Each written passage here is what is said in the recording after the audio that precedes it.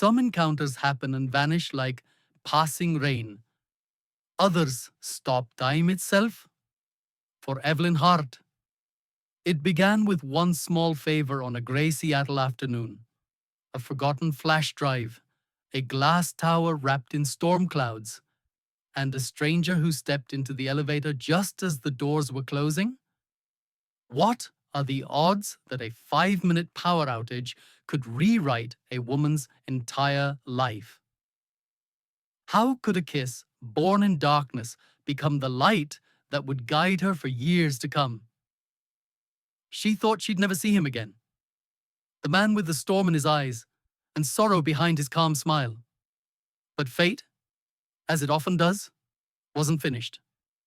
Because when Monday came, he was her new boss. From that moment on, love and duty, passion and principle began to collide, testing the limits of forgiveness, of courage, and of how far two souls are willing to go when destiny refuses to let go.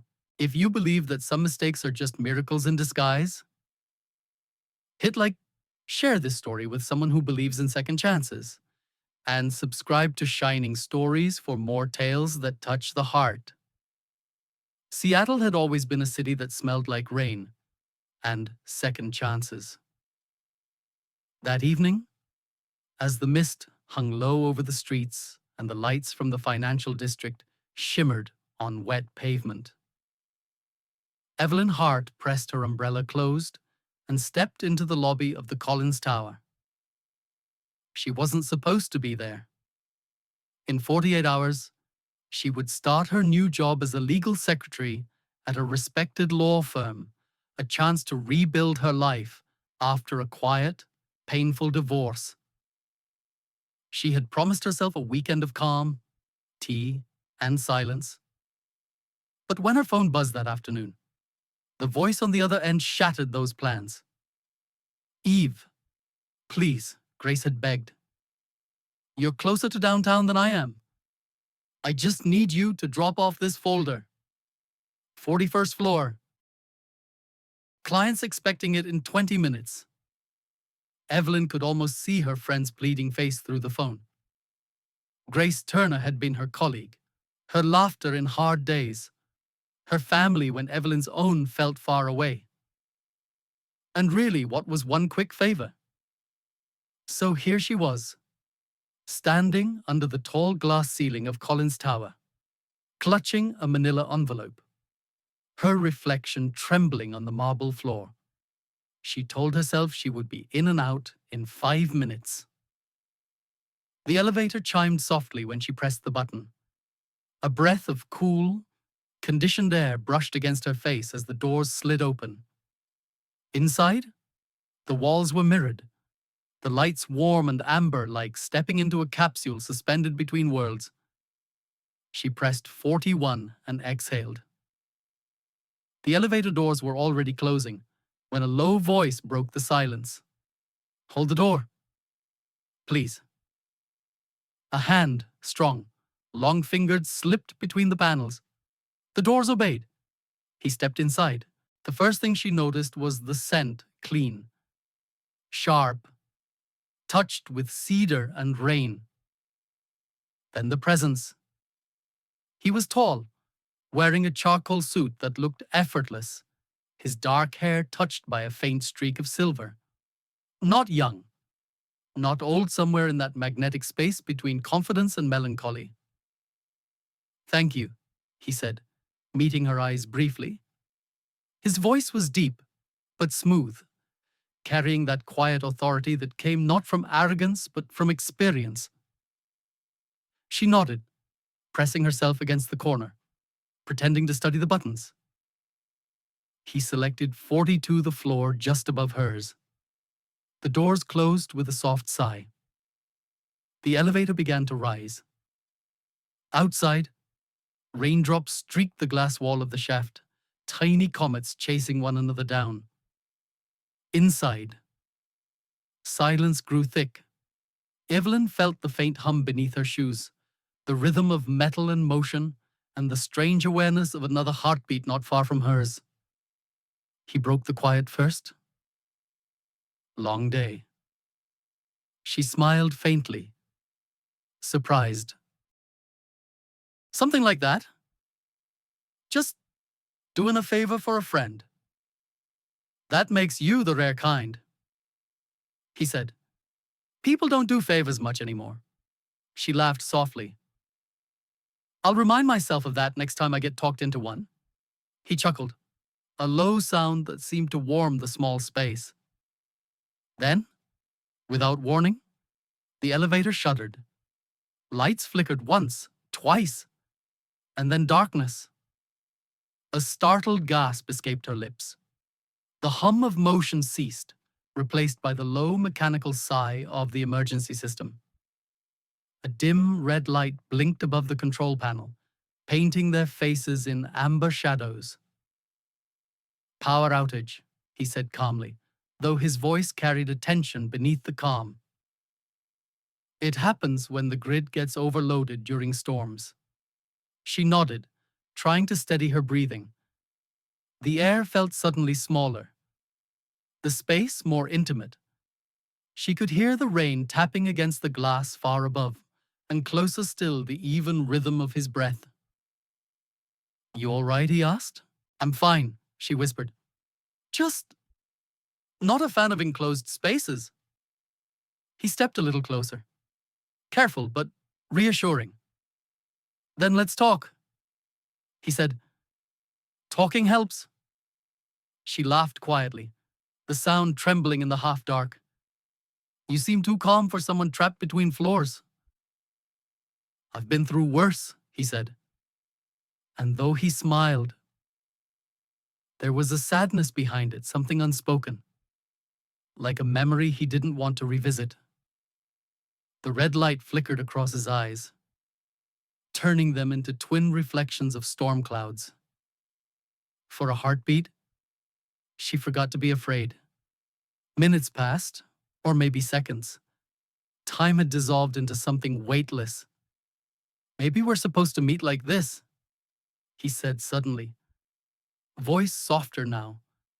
Trapped in a metal box, she teased, but her voice came out lower than she intended. Stranger things have happened, he murmured. Silence stretched, not uncomfortable, but charged like air before lightning.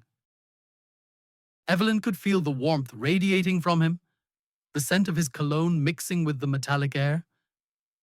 Her heart beat faster. She opened her mouth to say something, anything but the words vanished. Then it happened. It wasn't planned. It wasn't polite. It was instinct, the kind that happens before logic can interfere. One moment, their eyes met. The next, the small space between them disappeared. His lips brushed hers, soft at first, uncertain, then real. The kiss was like the storm outside, sudden, fierce, impossible to contain. Her hand found the fabric of his sleeve. For a breathless instant, the world existed only in that red glow, that impossible moment between fear and desire. And then, as if the universe itself decided they'd had enough. The lights blinked back on. The elevator jerked once, humming back to life. They stepped apart, as though waking from a dream. Her pulse thundered in her ears. He straightened his jacket, clearing his throat. I'm sorry, he said softly. She shook her head, unable to speak. Her reflection in the mirrored wall looked like someone she didn't quite know. Cheeks flushed, eyes wide, breath uneven. The elevator chimed. 41. She stepped out quickly, clutching the folder like a lifeline. Before the doors closed, she turned back for a brief second. He stood there, still watching her, eyes unreadable, the faintest trace of a smile tugging at the corner of his mouth. And then he was gone. Outside, the rain kept falling. Seattle breathed around her, indifferent and alive, as if nothing extraordinary had happened. But as Evelyn walked across the polished hallway, Her fingers brushed her lips, and she realized the truth. Some moments don't end when the doors open. They echo quietly, persistently, long after the elevator has moved on. Monday arrived, wrapped in silver fog. Seattle's skyline looked like it was still deciding whether to wake up. Evelyn Hart pulled her coat tighter, coffee in one hand, folder in the other, and stared up at the building that would hold the next chapter of her life. Pierce and Lowell, LP. 40 stories of glass and ambition. The kind of place where even the reflections looked expensive. She paused at the revolving door, feeling that familiar mix of excitement and nausea. It had been years since she'd started anything new. Years since she'd allowed herself to hope for something better than survival. After her divorce, she had promised never to tie her sense of worth to anyone again. This job was supposed to be proof that she could rebuild on her own terms. The lobby greeted her with marble floors and the hush of soft jazz playing from invisible speakers. A receptionist with perfect posture smiled and handed her a visitor badge. "Welcome to Pierce and Lowell," she said. "Orientation is on the 28th floor." Evelyn thanked her, pressing the badge against her coat as if it were a medal. When the elevator doors opened, she hesitated for half a heartbeat. The faint metallic scent of the enclosed space stirred a memory she had tried not to replay all weekend.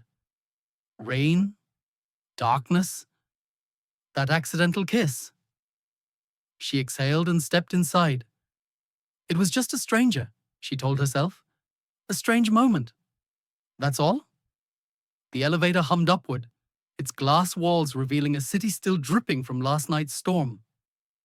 By the time the doors opened on 28, her heartbeat had mostly calmed. The reception area unfolded before her floor-to-ceiling windows. Pale oak desks and quiet efficiency. It smelled of fresh paper and ambition. Everywhere she looked, people moved with purpose, phones pressed to ears, shoes clicking softly on polished floors, screens glowing with contracts and case files. A woman with a bright smile and a clipboard approached. "Evelyn Hart. I'm Melissa. From HR. Welcome aboard." Her tone had the crisp warmth of someone trained to make first days feel manageable. Melissa led her through a tour that felt half dream, half interrogation conference rooms, copy stations, espresso machines that looked like they could pilot spacecraft. Every new corner whispered belonging, something Evelyn hadn't felt in years. Finally, Melissa stopped outside a set of frosted glass doors. "This," she said, lowering her voice, "is the executive wing. You'll be assisting our managing partner directly. We're very proud to have him back from New York." Evelyn nodded, the nameplate catching her eye. Alexander Pierce, managing partner. For a moment, the world tilted. The hallway seemed to shrink, sound folding inward until all she could hear was her own pulse. It couldn't be. Seattle was full of Pierce's lawyers, bankers, tech investors. It was just coincidence. It had to be. "Ready to meet the team?" Melissa asked cheerfully. Evelyn forced a smile. "Of course." The double doors opened onto a large conference room flooded with morning light. Rows of sleek leather chairs framed a table the size of a sailboat. At the far end, someone stood with his back to the door, speaking to a group of senior attorneys. His voice reached her first low, even confident, the same tone that had once whispered comfort in the dark. Then he turned. Alexander Pierce. Same storm-colored eyes, Same composure that seemed carved from marble. But now, under the daylight, he looked even more formidable, tailored navy suit, silver cufflinks catching the light. Authority radiated from him like quiet thunder. Their eyes met. In that instant, time did what elevators do best. It stopped between floors. She forgot to breathe. The man who had kissed her in the dark was her new boss. Every sound in the room fell away. Pens stopped clicking. Pages stopped turning. Even the hum of the air conditioning seemed to hold its breath. Alexander's expression flickered recognition, disbelief, then something else. But within a second, the mask of professionalism slid perfectly into place. "Ladies and gentlemen," he said smoothly, "this is our new senior secretary, Miss Evelyn Hart." He said her name carefully, as if testing its weight. No one but her could hear the slight catch between the syllables. She felt the heat rise along her neck. Her hands trembled slightly as she clutched her notebook. How could fate be this cruel? The introductions blurred faces, names, polite smiles. All she could focus on was the space between them, charged and dangerous. When he gestured toward a seat, she nodded and sat quickly, keeping her eyes on the table. As he spoke about firm policies and upcoming cases, Evelyn's mind replayed the weekend's memory like a film she couldn't pause. The way his voice had sounded in the dark, the warmth of his hand near hers, and that brief, impossible kiss that now hung between them like a secret too fragile to survive daylight. "Ms. Hart," Alexander said suddenly. Her head snapped up. "Yes. Sir, I trust you'll handle the client correspondence with discretion," he said evenly. "Absolutely," she replied, hoping her voice didn't betray her racing heart. A faint nod. Then he moved on, his attention returning to spreadsheets and strategy. But she noticed his hand tighten slightly around the marker he held. Maybe she wasn't the only one reliving the moment. The meeting ended with polite applause. Chairs slid back, papers shuffled, small talk resumed. Evelyn gathered her notes, waiting until most had left before standing. She could feel his gaze even before she looked up. When she finally did, he was already walking toward her, each step precise, deliberate.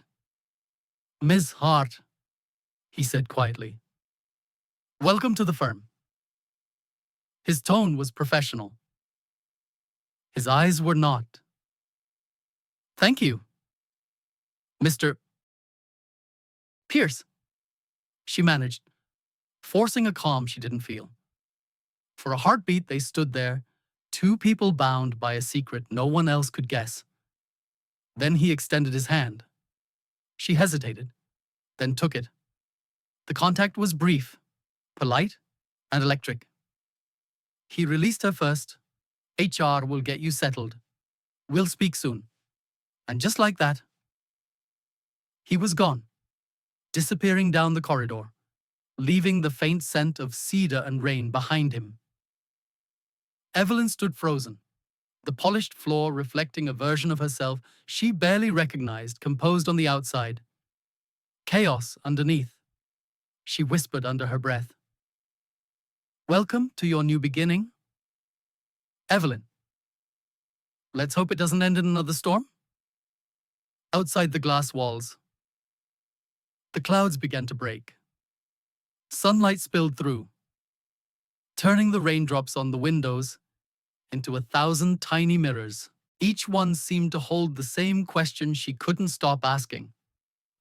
What are the odds that the wrong elevator could bring you face to face with destiny twice? The next few days at Pearson Lowell felt like walking through a dream she couldn't wake from. Everything looked perfectly normal. Emails, phone calls, client memos, but beneath it all ran an undercurrent Evelyn couldn't silence. The memory of that elevator moment pulsed quietly, like a heartbeat she couldn't ignore. And now, that same man stood at the head of every meeting she attended. Her new boss. Her secret mistake. On Tuesday morning, the first major team briefing took place in the main conference room. Evelyn arrived early, hoping the extra few minutes might calm her nerves. She laid out the files, checked the projector, straightened the pens along the polished mahogany table, small rituals to keep her hands from shaking. When Alexander entered, the room shifted. Not dramatically, no gasps or whispers, but subtly, the way the atmosphere changes before a storm. He carried authority the way some people carry fragrance. It lingered even after he passed. "Good morning," he said, his voice steady and controlled, professional, distant. To anyone else? He looked perfectly composed. To Evelyn, every syllable felt deliberate, like he was building a wall between them, brick by careful brick. "Ms. Hart, would you distribute the client portfolio?" "Yes." "Mr. Pierce?" she replied, her tone crisp, neutral. Their eyes didn't meet. Not once. He spoke to the team about new policies, upcoming mergers, deadlines. Every time she wrote his words into her notes, her pulse betrayed her steady ink, trembling heart. From across the table, Grace Turner watched her friend with growing suspicion. Grace had known Evelyn long enough to read the signs, the tightness around her smile, the way her voice caught just before she spoke. After the meeting, Grace caught up with her near the elevators. "Okay, spill," she said in a whisper. "Spill what Evelyn asked," feigning confusion as she clutched her notepad. Grace tilted her head. "You and Mr. Pierce? There's energy?" Evelyn laughed nervously. "Grace, please. He's my boss." "That didn't sound like a no," Grace teased, raising an eyebrow. Evelyn sighed. "There's nothing to tell. He's intimidating. That's all." "Intimidating," Grace said. "Honey, that's not intimidation. That's chemistry. Trying to pretend it's professionalism." Evelyn rolled her eyes, though her cheeks betrayed her. "Drop it," she murmured. "Some stories don't need to be written." When Grace walked away, Evelyn leaned against the cool metal of the elevator door, closing her eyes for a moment. She told herself she had control. She told herself that what happened that night had been a mistake. But then the doors slid open and there he was inside. The world seemed to pause again. The air between them thickened. She stepped in, pressing 28, and kept her gaze on the glowing numbers above the door. "Good morning." "Miss Hart," he said finally. "Good morning, Mr. Pierce." Nothing more. No mention of the elevator from before. No trace of the man who had whispered comfort in the dark. Just formalities? Business as usual. Yet every time the elevator dinged softly at each floor, she felt her pulse match its rhythm. Her reflection caught his in the mirrored wall, their eyes nearly meeting but never quite touching. When the doors opened at the executive floor, he stepped out first. He turned slightly. A brief glance. Professional courtesy. Or something else, she couldn't tell. The day passed in fragments, reports, signatures, meetings.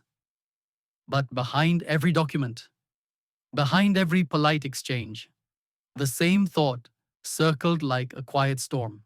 How do you unfeel something that was never supposed to happen? At lunch, Evelyn sat by the window with her salad untouched. The city below stretched in shades of gray and gold, sunlight breaking through the drizzle. She remembered the way his hand had brushed hers in the dark, and her stomach tightened with the cruel irony of it all. He's my boss now. That night should never have existed. Across the room, Alexander spoke to another partner, calm and articulate. He didn't look at her once, but she felt him like the hum of electricity before lightning strikes.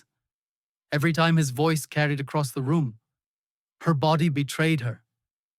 A quick inhale, a flutter at the edge of control. By late afternoon, she couldn't focus. Her inbox blurred. Her coffee grew cold. She decided to escape to the courtyard for air. Outside, the drizzle had softened into mist. She stood beneath the awning, watching raindrops ripple across the glassy surface of a fountain. Behind her, the building's reflection shimmered powerful, cold, indifferent.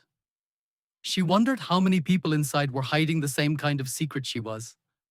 Footsteps echoed behind her. She didn't need to turn to know who it was. "Are you avoiding me?" His voice was low, controlled. She closed her eyes. "No. Mr. Pierce, I'm doing my job." He hesitated. "Good. Keep doing it." Then silence, but neither of them moved. Finally, she turned. The faint drizzle caught the light on his hair, outlining him like a ghost from a night she couldn't forget. "I meant what I said," she whispered. "I can keep things professional." "I know you can," he replied, his tone even. "But can I?" For a heartbeat. Neither breathed. The question hung between them, fragile and dangerous. Then he stepped back, the distance deliberate. "Have a good evening." "Miss Hart, good evening. Mr. Pierce." He disappeared through the glass doors, leaving her alone with the sound of the rain. Evelyn drew a slow breath, forcing the trembling from her hands. She reminded herself of every reason this had to end before it began her career. Her reputation, her self-respect.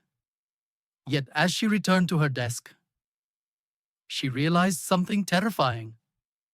Avoiding him wasn't the same as forgetting him, and forgetting him might be impossible. For Alexander Pierce, self-control had always been second nature. He had built his reputation on it, measured words, steady tones, the kind of discipline that kept empires from collapsing.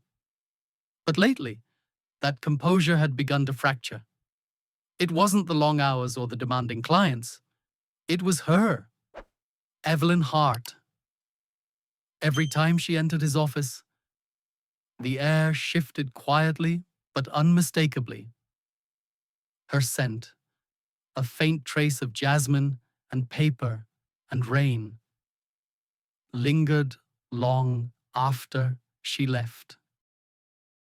Her voice, calm yet carrying a soft tremor at the edges, found its way into his thoughts at the most inconvenient moments during strategy meetings, in elevators, even in dreams. He told himself it would fade. It hadn't, and now, the universe, or perhaps cruel irony, had conspired to make forgetting impossible.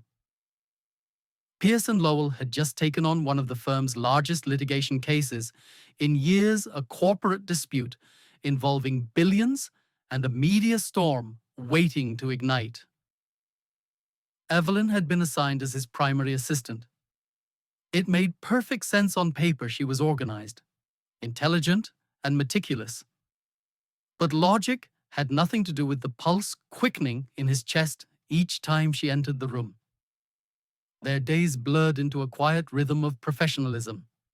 Files exchanged, emails drafted, brief, polite conversations that danced carefully around the memory of that night. Until the evenings came, that was when the restraint began to crack. Seattle's rain had returned, steady and relentless. The office emptied after hours, leaving only the hum of the city outside and the soft glow of desk lamps. Alexander often stayed late, claiming focus, though in truth, Focus was the one thing that escaped him. That Thursday night, he wasn't surprised to see her light still on. Through the glass wall separating their offices, he saw Evelyn sitting at her desk, a pen poised over a document she wasn't reading. Her expression was thoughtful, far away. The reflection of the rain traced patterns across her face like fragile silver threads. He stood for a long moment, torn between reason and something far more dangerous. Then, as if surrendering to gravity, he crossed the hallway. A soft knock. She looked up. "Working late?" he asked, leaning against the doorway. Evelyn managed a faint smile. "Someone has to keep up with your impossible standards." He chuckled quietly, stepping inside. Guilty as charged. For a moment, neither spoke. The silence wasn't awkward. It was heavy, alive. Outside, thunder rolled softly over the bay. "You know," he said finally, "this case might be the most complex one we've handled in years.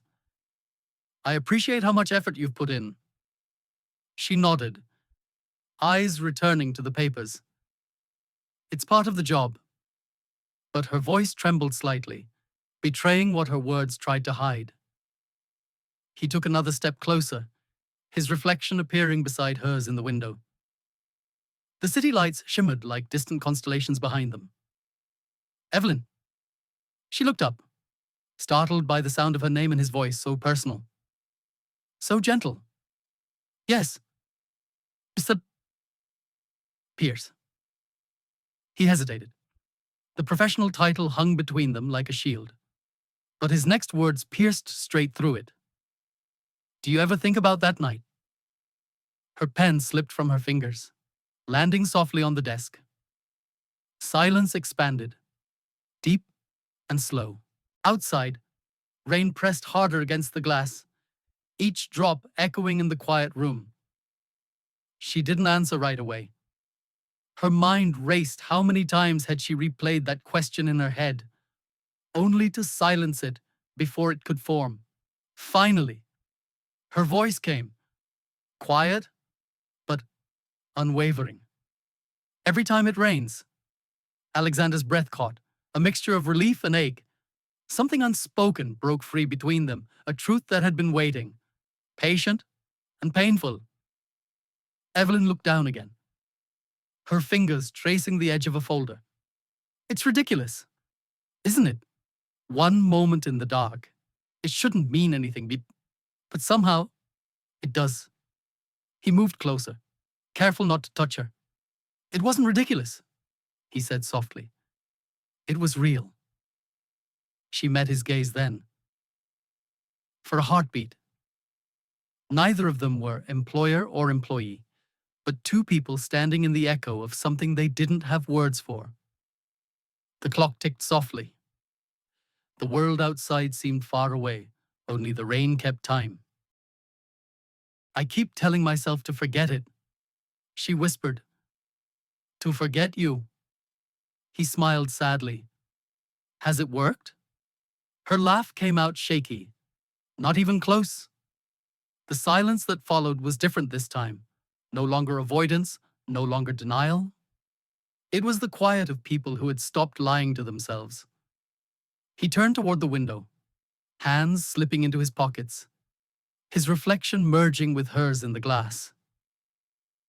"Do you ever wonder," he said slowly, "if the universe makes mistakes, or if it just enjoys irony?" Evelyn exhaled softly. "Maybe both." They stood there side by side, not touching, not speaking, just breathing in the same space. Somehow, that was enough and not enough at all. After a while, she gathered her papers, her voice steadier now. "We should finish this report. The client expects it tomorrow." "Of course," he said, though his tone carried a quiet resignation. Work. Their only refuge, their only wall.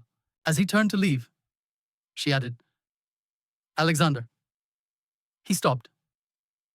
If this, whatever it is, interferes with the case, I'll request reassignment. He looked back, meeting her gaze with a depth that almost undid her. It won't, he said, because we'll both remember the rules. What rules? The rules of distance, he said quietly. The ones we pretend to follow, so we don't fall apart. Then he left, closing the door gently behind him. Evelyn sat in the glow of the desk lamp, the rain still whispering against the glass. Her heart ached with the strange knowledge that even distance could be its own kind of closeness. She pressed her palm against the cold window pane and whispered to the night, "Every time it rains." The company's annual dinner was supposed to be harmless, an evening of laughter, wine, and polite congratulations. But for Evelyn Hart, every smile that night felt heavy, every toast slightly off-key. The banquet hall sparkled with crystal chandeliers and white roses. But beneath the glamour was tension she couldn't name. And across the room, Alexander Pierce, always collected, always graceful. He spoke with clients, laughed with partners, his presence magnetic yet distant. Still, every time she looked up, she found his eyes waiting. It was late when the event finally wound down. Rain had begun again, thin and silvery, tapping softly against the glass doors of the hotel lobby. People called taxis, waved goodbyes, disappeared into the wet night. Evelyn stood outside under the awning, coat pulled tight, waiting for her rideshare that didn't seem to come. Her phone screen glowed faintly in the rain. Delayed heavy traffic, she sighed. Of course. Then a voice behind her. Need a ride? She turned, startled, and there he was, umbrella in hand, suit jacket draped over one arm. Mr. Pierce. Alexander. He corrected gently. It's past midnight. Let me drive you home. She hesitated. Everything in her told her to say no, but exhaustion and something else won. All right, she whispered. The car was quiet, the kind of quiet that hums with things unsaid. Seattle at night shimmered outside, streetlights reflecting off puddles like spilled gold. The rhythmic sound of rain filled the spaces between them. They didn't talk at first. But silence has its own language, and theirs was fluent. When they reached the curve overlooking Lake Union, Alexander slowed down. The water glimmered under the city's lights, moody, beautiful, endless. He pulled to the side and turned off the engine. I come here sometimes, he said. Eyes on the water. When I can't sleep. Evelyn followed his gaze. It's peaceful. It is, he said quietly, and cruel. Peace can be both. She looked at him, puzzled. He exhaled slowly, fingers tapping the steering wheel. My wife used to love this lake, he began. She said it made her feel small in a good way, grounded. Evelyn listened, the sound of rain softening around them. It was 5 years ago. He continued. Car accident. Drunk driver ran a red light. She died instantly. His voice didn't break, but something deeper did, something hidden behind the steady tone. I'm so sorry, Evelyn whispered. He nodded slightly. I still hear her sometimes. In the rain. She used to hum when storms came through. Said it made her feel less afraid. He smiled faintly, but his eyes glistened. The weight of his honesty hung in the car like a confession. Evelyn wanted to say something comforting, but words felt too small. So she shared silence instead. After a while, he turned toward her. What about you? Who did you lose? She gave a half smile. My marriage. He didn't speak, only waited. I thought I had everything figured out, she said softly. Stable job, nice house, husband who looked perfect on paper. But somewhere along the way, I became invisible. She swallowed hard. You can live with someone for years and still feel like a ghost in your own home. Alexander listened without interruption. I used to tell myself it was enough, she continued. That being dependable was love. But when it ended, I realized I hadn't been seen for a very long time. Her voice trembled at the edges. But it wasn't weakness, it was truth, finding its way out. He leaned slightly toward her. You're not invisible, Evelyn. The way he said her name soft, certain, made her chest tighten. The rain outside grew heavier, tapping against the windshield in a steady rhythm. It was as if the whole world had reduced itself to the sound of water and breath. For a moment, they just looked at each other, no titles, no barriers, no rules. Just two people, both a little broken, both remembering what it felt like to be human again. Evelyn's heart thudded against her ribs. She should have turned away. She should have said goodnight, opened the door, and left. Instead, she whispered, I hate the rain sometimes. He smiled faintly. Why, because it remembers things I'm trying to forget. Alexander's eyes softened. And what are you trying to forget?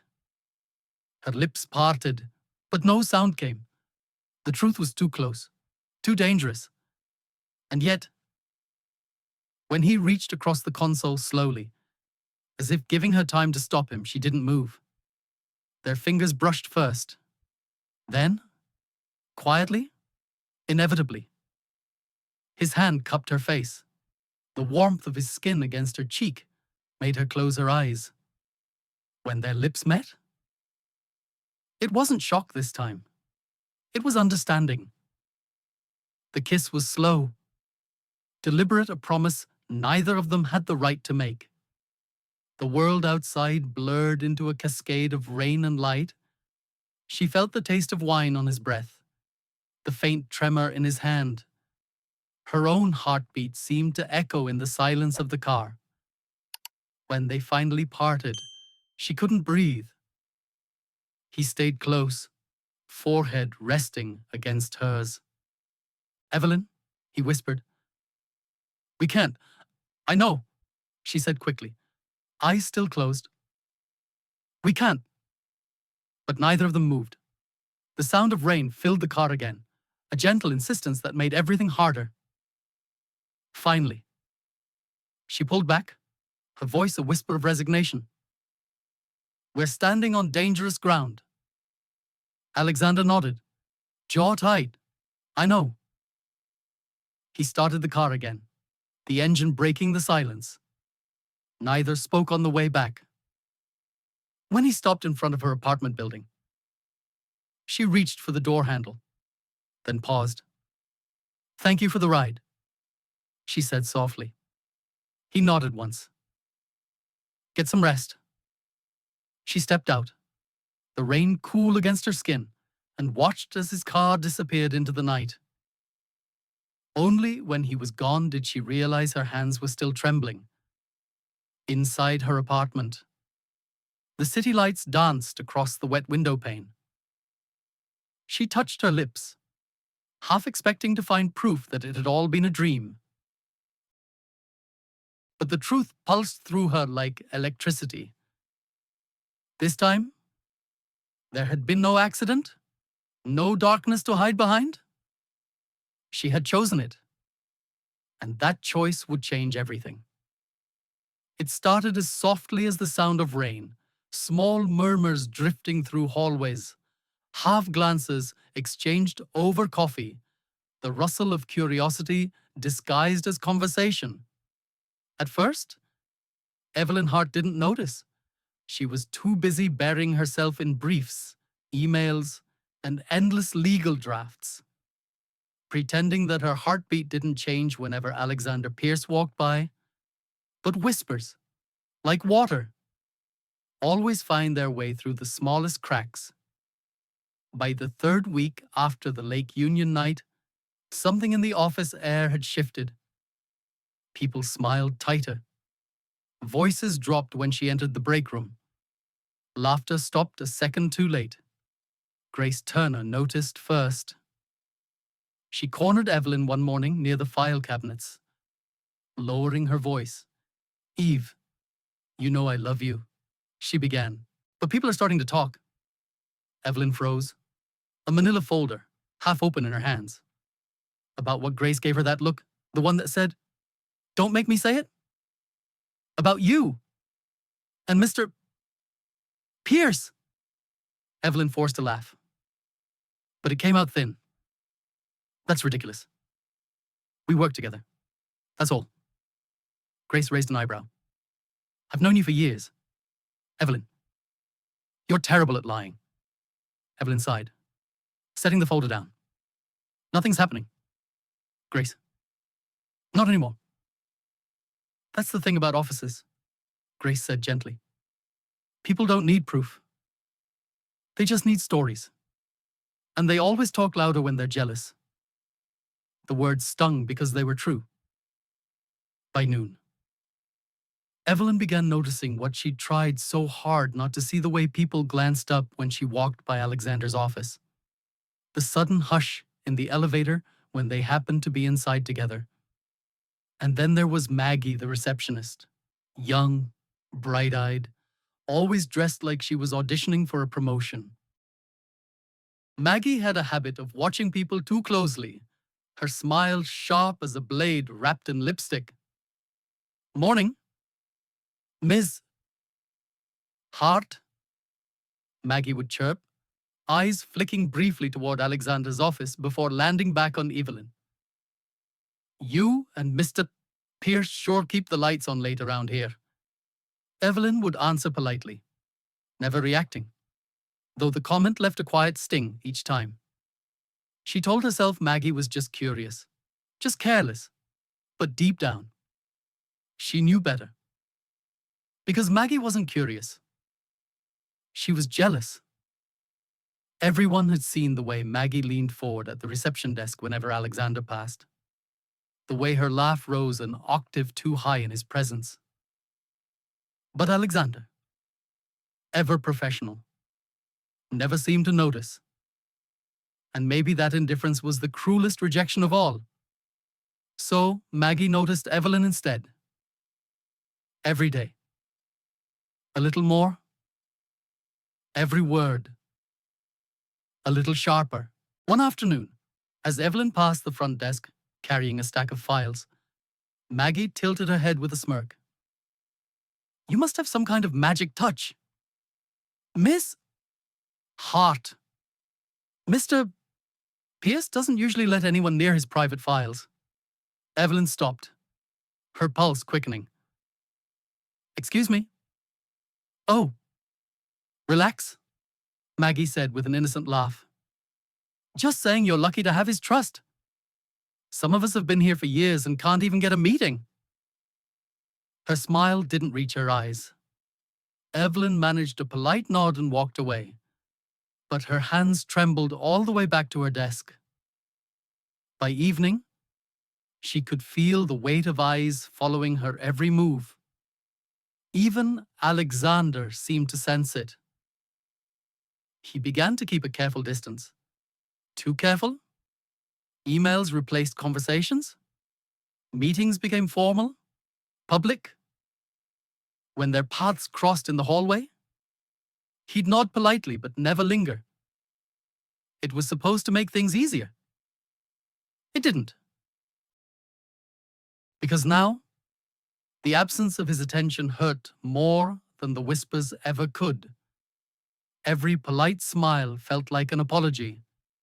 Every cold word felt like punishment. Late one night, long after most of the office had gone home, she caught sight of him through the glass wall of his office. He was sitting at his desk, staring at a document he wasn't reading, his hand running slowly through his hair. For a brief second, their eyes met through the glass. Neither of them moved. It was a look heavy with all the things they couldn't say in daylight. Then he looked away, closing the file, breaking the spell. Evelyn turned back to her computer, pretending to type. Her chest felt tight, her breath uneven. Love shouldn't feel like this, she thought. It shouldn't feel like walking a tightrope between desire and disaster. The next morning, Grace left a coffee on her desk, with a small sticky note. Keep your head high. They only whisper because they can't be you. Evelyn smiled sadly. Grace always knew how to make the world seem less cruel. But that afternoon, when she entered the elevator, Maggie was already inside. The doors closed. The air felt heavier than usual. Going up, Maggie asked, pressing a button with exaggerated sweetness. Yes, thank you, Evelyn replied, keeping her eyes on the floor numbers. After a moment, Maggie spoke again. You know, people say Mr. Pierce is hard to get close to. Distant, cold. But you managed it. The words were casual, but the tone was poison. Evelyn met her gaze in the mirrored wall. Calm, composed. Maybe that's because I don't try to impress him, she said evenly. Maggie's smile faltered for the briefest second. Right, she said softly. Of course. The elevator doors opened, and Evelyn stepped out without looking back. But she knew this was only the beginning. Rumors had a way of growing like vines, slow, silent, and impossible to kill once they took root. And no matter how far she and Alexander tried to keep their distance, the walls of the firm were thin. That evening, as she packed her things, she caught sight of him again near the exit. He nodded slightly, a silent question in his eyes. Are you all right? She gave a faint smile that said, I will be. But when she stepped into the rain, she wasn't sure it was true, because in the quiet between thunder and rumor, she realized something terrifying. It wasn't the gossip that could destroy them. It was the truth that neither of them was ready to face. The email arrived late on a Thursday evening, when the office was already sinking into the hush that comes after a long week. Subject: business retreat. Oregon coast from Alexander Pierce. It was short, formal, almost too professional. We need to discuss the Rothman merger proposal. The firm's coastal property in Oregon is available for the weekend. Packlight? A.P. Evelyn stared at the message for a long time. The rational part of her whispered that this was purely work numbers. Strategy? Contracts? But her pulse said otherwise. The word weekend lingered like an unspoken invitation. By Friday evening, they were driving down Highway 101, the Pacific stretching endlessly beside them. Seattle's gray drizzle had given way to Oregon's misty twilight, a horizon painted with fog and fading gold. Evelyn sat in the passenger seat, watching the reflection of headlights dance across the windshield. Neither spoke much during the drive. Silence had become its own language between them, full of questions, half answers, and quiet anticipation. When they finally arrived, the house appeared out of the darkness like something from an old photograph. A cabin of cedar and glass, perched on the edge of the forest, where the trees met the sea. Wind sighed through the pines, and the faint roar of waves echoed below. Welcome to solitude, Alexander said, unlocking the door. Inside, the air smelled of wood smoke and salt. He lit a fire in the stone hearth while Evelyn set down her bag, taking in the soft glow of the place, the rough-hewn beams, The worn leather chairs, the shelves lined with old books. It's beautiful, she murmured. It belonged to my parents, he said quietly. They used to come here every autumn. Said the ocean made them remember what mattered. He poured them each a glass of wine, the crimson liquid catching firelight. For a while, they talked about work, the merger, the cases, the endless weight of decisions that defined their days. But as the hours slipped by and the wine grew lower, the conversation drifted somewhere deeper. The storm outside gathered strength. Rain drummed softly on the roof, and wind swept through the trees like a restless melody. They sat near the fireplace, the glow flickering across their faces. Evelyn leaned back, the warmth lulling her into a fragile calm.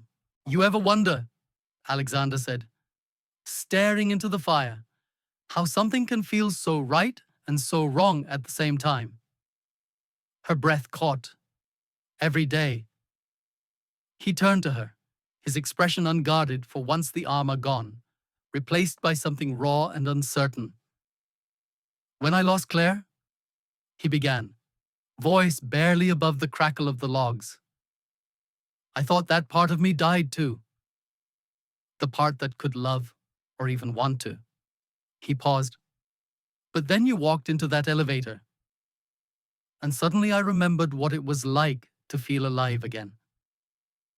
Evelyn swallowed, the ache in her throat impossible to ignore. She wanted to speak, but found no words. He reached for her hand, slow, deliberate, and for a moment, the only sound was the rain. Alexander, she whispered, we can't keep living in shadows. I know, he said, but shadows are safe. Light exposes everything. Can something born in secrecy survive the light, she asked? He looked at her, really looked as if memorizing the question written in her eyes. I don't know, he said finally. But I'd rather find out than lose you wondering. The fire burned lower. Somewhere in the background, an old jazz record began to play a scratchy melody that seemed to belong to another era. Evelyn smiled faintly. You still listen to vinyl? I like the imperfections, he said. They make the music feel human. She moved closer, drawn by the flicker of flame and the quiet strength in his voice. When their lips met, it wasn't hurried like that first time in the elevator. It was slow, deliberate, the kind of kiss that feels like a promise, not a mistake. The storm outside grew louder, but neither of them cared. It was as if the world had shrunk to that single cabin, that single heartbeat shared between them. Later, they sat wrapped in a blanket near the fire. Evelyn rested her head against his shoulder, feeling his steady breathing beneath her cheek. We can't hide forever, she said softly. I don't want to, he replied. When we go back, I'll tell the partners about us. Her eyes lifted to his. And if it ruins everything, he brushed a strand of hair from her face, then at least it'll be ruined honestly. For a long moment, neither spoke. The firelight painted their faces in gold and shadow. Then she whispered, You're not the man I met in that elevator. He smiled faintly. No. That man was lost. You found him. She laughed quietly, the sound trembling between tears and relief. Outside? The rain softened, turning to mist that shimmered in the dawn light.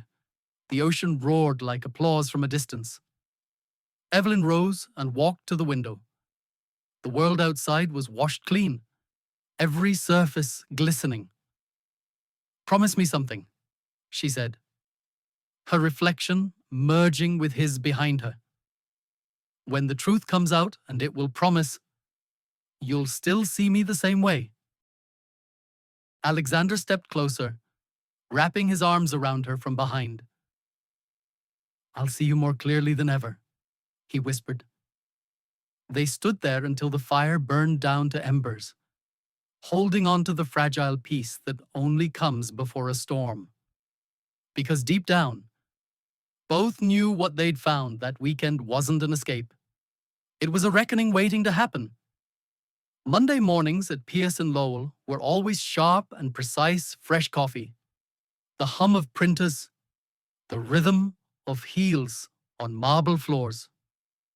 But that morning, the air felt heavier. It carried something unseen, like the quiet before a storm breaks. Evelyn noticed it the moment she walked in. The glances, the whispers that stopped too suddenly. The way Grace wouldn't quite meet her eyes. When she reached her desk, a message was waiting in her inbox. Subject mandatory meeting. Conference room A, 9-0A, Mini. Charles Lowell. No explanation. Just that single line that made her pulse quicken. She tried to steady her breathing. Maybe it was about the Rothman merger. Maybe it was nothing. But when she looked up and saw Alexander through the glass wall of his office, standing rigid, face unreadable, she knew something was terribly wrong. The conference room was already full when she arrived. Partners, associates, senior staff. The kind of meeting where silence carried more meaning than words. At the head of the table stood Charles Lowell, co-founder of the firm, his expression carved in stone. Beside him, Alexander's jaw was tight, his hands clasped in front of him. Evelyn felt every pair of eyes follow her as she entered. The air seemed to hum with tension. "Miss Hart," Charles said curtly, "take a seat." She obeyed, feeling the weight of the room settle around her. Grace gave a tiny shake of her head, as if to say, "Stay calm." Charles pressed a button on the remote. The large monitor at the end of the table flickered to life. A video began to play grainy black and white footage from a security camera. An elevator? 2 figures? A flicker of light? A kiss? Her blood turned to ice. It was them. That night, the night that had changed everything. Gasps rippled across the room. Someone whispered, "Is that?" Another murmured, "Oh my God." Evelyn couldn't move. Her lungs refused to draw breath. Charles turned off the screen. The image frozen mid-frame, her face tilted upward. Alexander's hand against the elevator wall. An intimacy stripped bare before the world. "This," Charles said, his voice low but sharp, "was sent anonymously to our board this morning, along with a note suggesting impropriety between our director and a subordinate." Silence. The kind that burns. He turned toward Alexander. "I trust you have an explanation." Alexander didn't flinch. For a moment, the only sound in the room was the faint ticking of the wall clock. Then he spoke. His voice steady but quiet. "It's me," he said. "And yes, I love her." A collective intake of breath swept the room. Evelyn's heart lurched. Part of her wanted to cry out, "Don't say it!" Another part wanted to hold him. Charles's face darkened. "Alexander, do you understand what you've done? The reputation of this firm, our clients, our credibility, everything we've built could collapse because of your indiscretion." "This isn't an indiscretion," Alexander said firmly. "It's a relationship. One that began before she joined the firm, and one that I will not deny." Charles slammed his palm against the table. "Then you're a fool." The echo filled the room. No one dared to move. Evelyn sat frozen, staring at the table's polished surface, watching her reflection blur behind the tears she was fighting to hold back. Charles turned his attention to her now, his tone softer, but laced with accusation. Ms. Hart, were you aware of this video? Did you think no one would ever find out? She shook her head, her voice barely audible. I didn't even know it existed. Convenient, he muttered. Alexander stepped forward. Don't do that. Charles, don't imply she had anything to do with this. She's your employee. Alexander, you compromised her. And you compromised us. I compromised nothing. Alexander shot back. The only thing I did was fall in love with someone who makes me a better man. Charles stared at him as if he were a stranger. Love, he said slowly, has no place in the boardroom. You know that? Maybe it should, Alexander replied. Maybe that's what this place has been missing all along. The room went still again. For a second, even Charles looked uncertain, caught off guard by the conviction in Alexander's voice. But it passed. Duty reclaimed his expression. Both of you, he said finally, are suspended until further notice. Effective immediately. We'll conduct an internal review and decide the next steps. The words landed like a verdict. Evelyn stood, unable to meet anyone's eyes. Her throat burned, her chest tight. She wanted to disappear, to undo time, to return to that moment in the elevator and tell herself, don't look at him. Grace reached out as Evelyn passed, whispering, Eve. But she couldn't stop. If she did, she'd crumble right there. She pushed open the glass door and stepped into the hallway. It felt colder now. The walls taller, the air thin. Behind her, muffled voices continued Charles's fury. Alexander's calm defiance, but it all blurred together into static. She walked faster, heels clicking like a heartbeat she couldn't control. Down the corridor, past reception, into the elevator, the same elevator. The doors closed, and she finally let herself breathe. Tears welled up, silent and unstoppable. She leaned against the mirrored wall, staring at her reflection. The woman who stared back looked older somehow, tired, exposed. Outside, rain began to fall against the building's glass facade, as if the sky itself had joined in her grief. She whispered to the empty air, why does love always cost so much? And somewhere above, in the boardroom, filled with power and judgment, Alexander Pierce stood alone, his heart breaking quietly for the woman who had just walked out of his life, and for the truth that had finally found them both. 2 days had passed since the meeting. 2 days of silence. 2 days where the firm felt like a graveyard of whispers. The video had spread quietly first among senior partners, then down the corridors. By now, everyone at Pierce and Lowell knew. The elevator kiss, the scandal, the suspension. Evelyn stopped coming in. She spent those days in her small apartment overlooking the Puget Sound, sitting by the window, watching rain blur the skyline. The city looked different now. Cold, detached, as if even the lights had turned their backs on her. Her phone stayed silent, except for one message. Can we talk, Alexander? She didn't reply, because she didn't know what she wanted to hear. By Thursday afternoon, Alexander stood in front of Charles Lowell's office one last time. He looked tired, his usual precision softened by sleepless nights, and a decision that had already been made. Charles glanced up from behind his desk. Well, Alexander took a breath. I'm resigning. Charles blinked. Excuse me, I'll step down as managing director. Temporarily? Until the investigation is over. Alexander, no. This firm is my responsibility. My name is on the door. If someone has to take the fall, it should be me. Charles's tone softened slightly. You're making a mistake. She's not worth it. Alexander's voice was quiet but steady.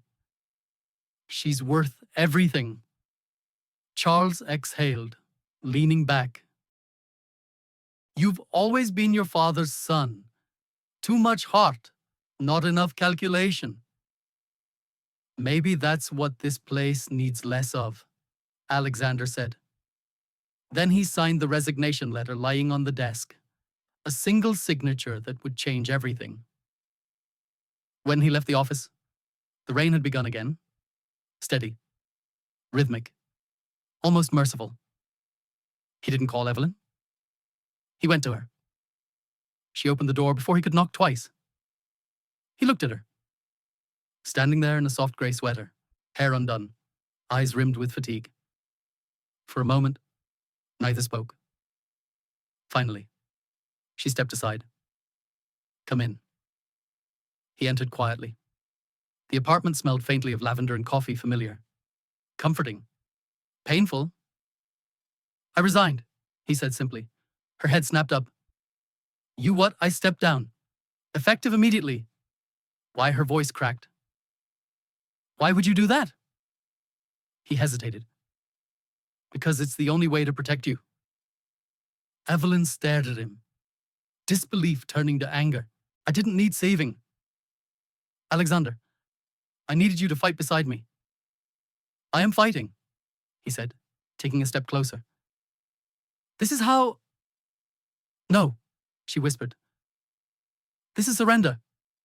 The words hung in the air between them, sharp as glass. You think this is easy for me? He asked quietly.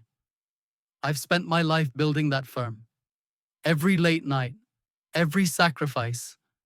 But the thought of you being blamed for what happened, of them tearing you apart. He stopped, searching for words. I couldn't stand it. Evelyn crossed her arms, tears glistening in her eyes. You don't get to decide what I can or can't endure. That's my choice. He looked at her, helpless. I was trying to do the right thing. The right thing, she repeated bitterly. You think love is about noble gestures and heroic sacrifices. It's about standing in the same storm together. She turned away, her shoulders trembling. He wanted to reach for her, but his hand fell to his side. The clock on the wall ticked softly, an unbearable sound in a room full of silence. Finally, she spoke again, her voice small. What happens now? I'll be gone for a while, he said. The board will settle things. You'll be reinstated. And you, I don't know. He smiled sadly. Maybe I'll find out who I am without the title. She faced him again. There was no anger now, only exhaustion, and the ache of love pressed between them like a bruise. I hate that it's come to this, she said softly. So do I. He stepped closer, closing the distance between them. For a moment, he cupped her face in his hands, thumbs tracing the tears that had escaped. You once asked, he whispered, if something born in secrecy can survive the light. She nodded, barely breathing. Maybe it can, he said, but first it has to endure the fire. She leaned into his touch, her eyes closing. For a heartbeat, it felt like time might forgive them. Then she stepped back. Maybe we both need the fire, she said quietly, to find out who we really are. He understood. She wasn't rejecting him. She was asking for space to reclaim her voice, her dignity, her independence. He nodded slowly. I'll wait, he said. I'm not asking you to, she replied. But if it's meant to be, we'll find our way back. Outside, thunder rolled faintly across the sound. He reached for his coat, hesitated at the door. Evelyn, he said softly, I never wanted to hurt you. She managed a fragile smile. You didn't. You just broke my heart a little. He nodded once and left. When the door closed behind him, the apartment felt impossibly still. Evelyn stood there, listening to the echo of his footsteps fade down the hall, until all that remained was the quiet hum of rain against glass. She sat by the window again, where the city lights blurred through the mist. Somewhere out there, she knew he was walking away not because he stopped loving her, but because he loved her too much to stay. And though every part of her ached to run after him, she stayed seated, whispering to the rain, if love is real, it finds its way back. A week after Alexander's resignation, the city finally stopped raining. But the calm didn't bring peace. It only made the silence heavier. Evelyn returned to work quietly, not as the scandal's heroine or its victim, just another employee trying to survive the aftermath. Her reinstatement came without ceremony, without smiles. Charles had accepted her apology, though she'd never given one. The only person who met her eyes with warmth was Grace, who left a small note on her desk. Storms always end. Eve. Sometimes, what's left after is the truth you were meant to find. She held on to those words like a prayer. But one question still haunted her, the one she couldn't bury. Who had sent the video? Who had watched something so private, so sacred, and turned it into a weapon? The answer came unexpectedly, on an ordinary afternoon. She was sorting through client files when she heard the soft click of heels behind her. Ms. Hart. Evelyn turned. Maggie stood by the door, her usual bright expression dimmed. Her hands twisted nervously around a folder. Do you have a minute? Evelyn hesitated, then nodded. Of course. They stepped into the small conference room, the glass walls offering a view of the rain-slick streets below. For a moment, neither spoke. Maggie's eyes were rimmed with sleeplessness. There was no trace of her usual bravado, only a kind of fragile courage that made Evelyn's chest tighten. I owe you the truth, Maggie said quietly. Evelyn felt her stomach drop, about what Maggie exhaled, her fingers trembling. The video. The words hung in the air sharp, final, undeniable. Evelyn blinked. For a heartbeat, she couldn't speak. Why, she whispered at last. Maggie looked down. Because I was angry. And invisible. The confession spilled out like a flood that had been waiting too long behind a dam. Maggie told her about the nights she stayed late at reception, watching people like Alexander glide through the lobby confident, admired, noticed. She told her about smiling too brightly, speaking too softly, working too hard, and still being overlooked. I used to dream he'd notice me, Maggie said, voice cracking. Just once. The way he looked at you. Her eyes glistened. When I saw that footage, when I saw the way he touched you, how you looked at him, it broke something in me. I wanted him to see me, even if it meant showing him what he'd done wrong. Evelyn sat in silence, her heart pounding. The room felt smaller now, the walls closer. She remembered the sting of being unseen the long months after her divorce, the empty nights, the mirror that showed a woman no one looked twice at. And suddenly, she understood. Maggie continued, tears finally falling. I told myself it was justice, that people like him shouldn't get away with breaking rules. But the truth is, I just wanted to matter to someone. even for the wrong reason. Her voice broke completely then, and she covered her face with shaking hands. Evelyn took a slow breath.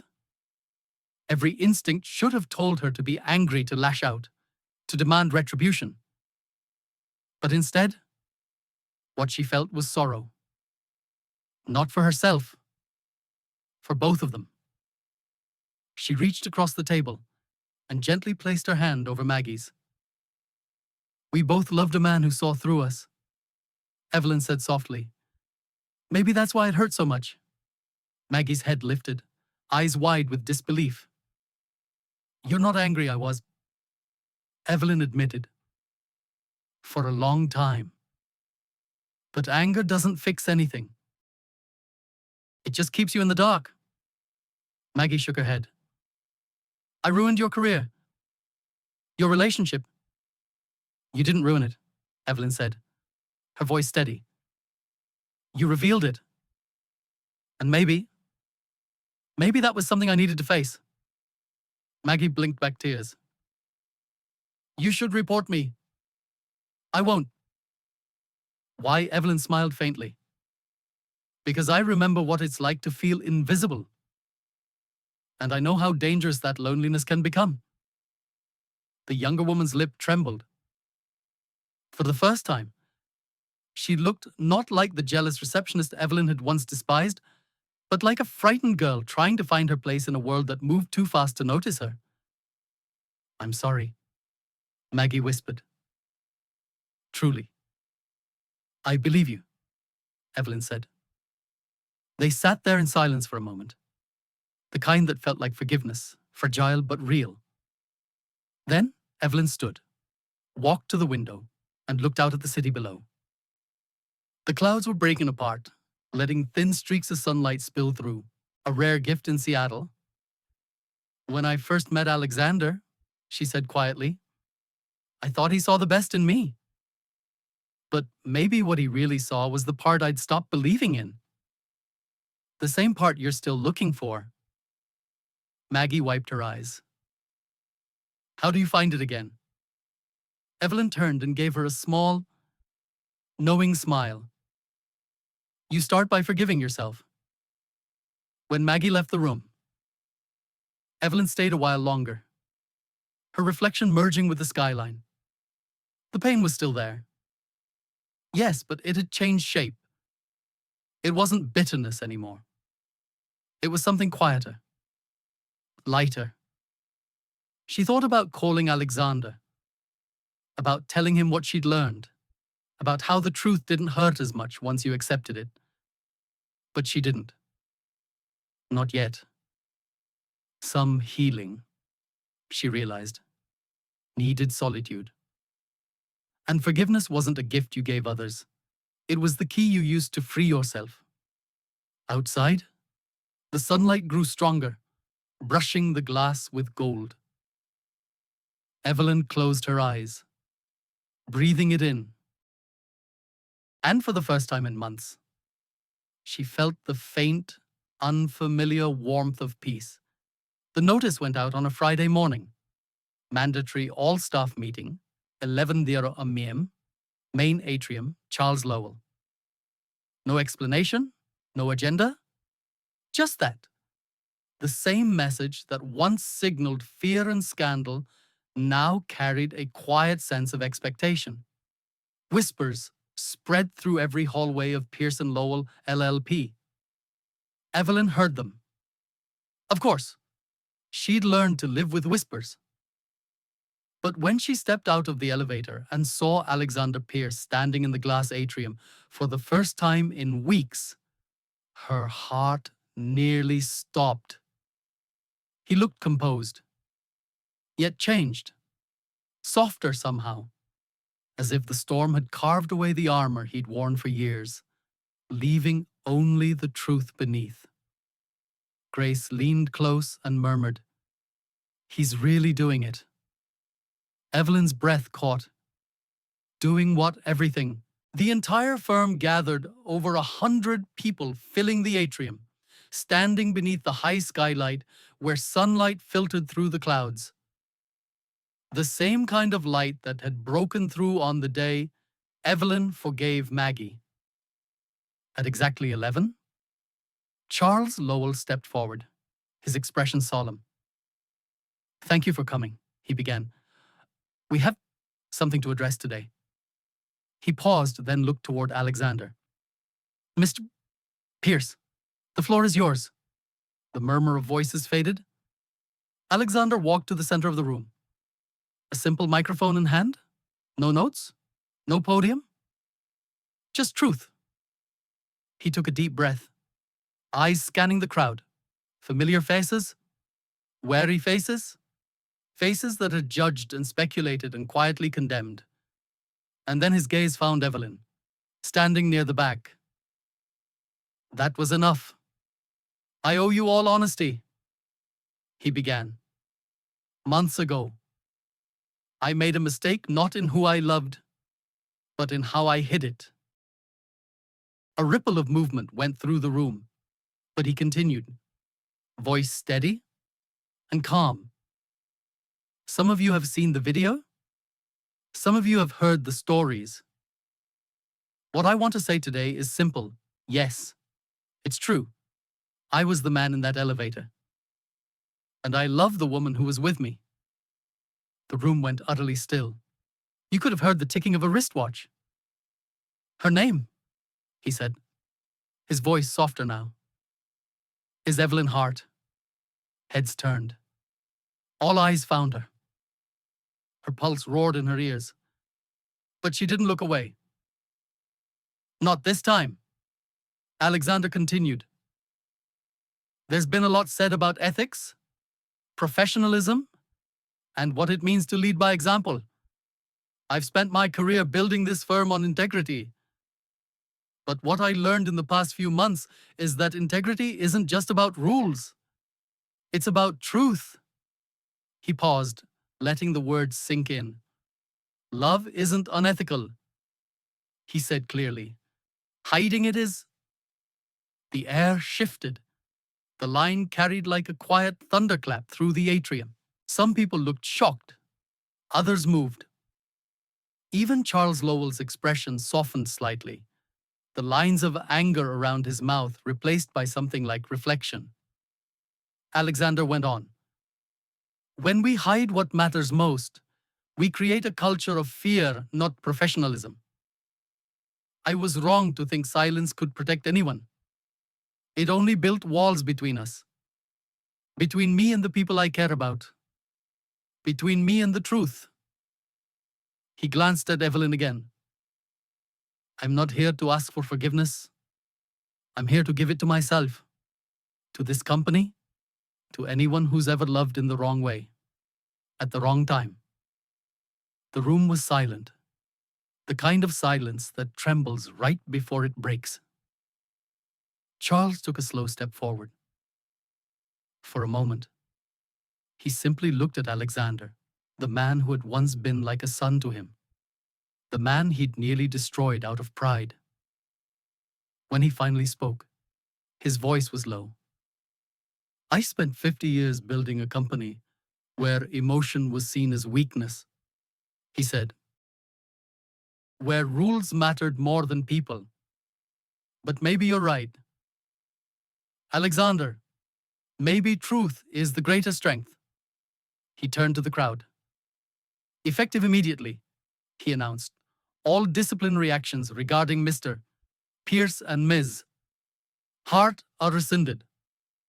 A collective breath filled the room, one of disbelief, then relief. Charles continued. "And for the record, I hope every one of you finds a love that challenges your principles as much as theirs has." The faintest smile tugged at the corners of his mouth. Then he stepped back, giving the stage and the future to Alexander. For a long moment, no one moved. Then, slowly, hands began to clap, one by one, until the entire atrium echoed with applause loud, alive, unapologetic. Evelyn stood frozen, tears blurring her vision. She felt Grace's hand on her shoulder. "Go," her friend whispered. Go to him. She walked forward, step by step, through the crowd that parted like a tide. When she reached him, Alexander turned, and for a second, the noise faded. The world shrank to just them. She smiled through her tears. You really couldn't stay quiet, could you? He smiled back. Not when the truth sounds like your name. The room erupted again. Laughter. Applause. A few tears, even from those who had once judged them. And right there, beneath the glass ceiling where sunlight poured down, Evelyn reached for his hand. They stood together, no longer a secret, no longer afraid. Alexander turned to the crowd and said simply, "This is Evelyn Hart. She's the finest lawyer I've ever worked with, and the woman I intend to spend my life with." The applause grew louder, echoing off marble and glass, filling every corner of the firm that had once whispered their downfall.